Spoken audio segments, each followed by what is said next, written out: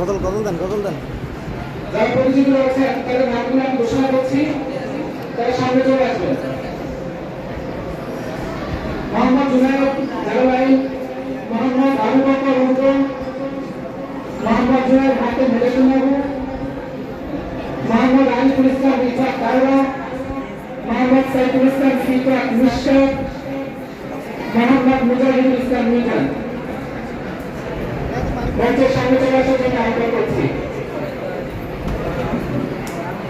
উক্ত পর্বটি পরিচালনা করার জন্য